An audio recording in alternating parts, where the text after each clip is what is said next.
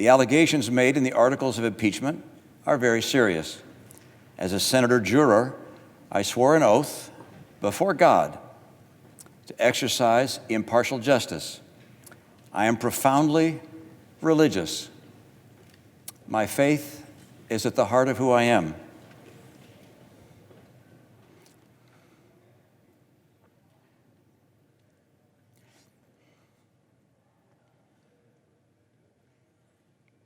I take an oath before God as enormously consequential.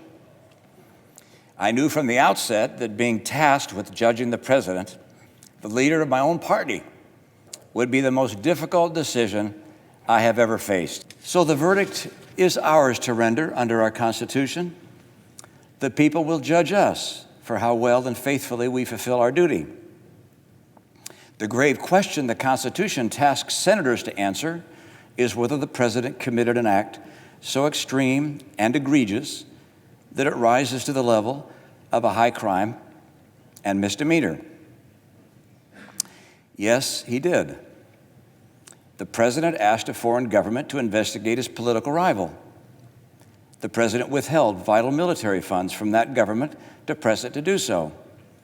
The president delayed funds for an American ally at war with Russian invaders. The president's purpose was personal and political. Accordingly, the president is guilty of an appalling abuse of public trust. What he did was not perfect. No, it was a flagrant assault on our electoral rights, our national security, and our fundamental values.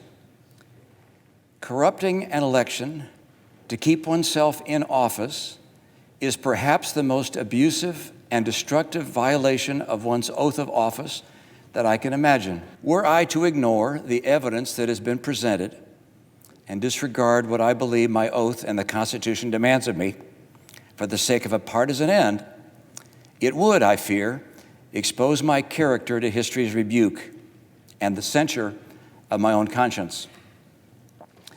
I'm aware that there are people in my party and in my state who will strenuously disapprove of my decision, and in some quarters I will be vehemently denounced. I'm sure to hear abuse from the president and his supporters. Does anyone seriously believe that I would consent to these consequences other than from an inescapable conviction that my oath before God demanded it of me? I acknowledge that my verdict will not remove the president from office.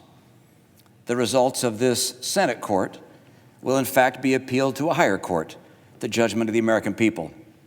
Voters will make the final decision, just as the president's lawyers have implored.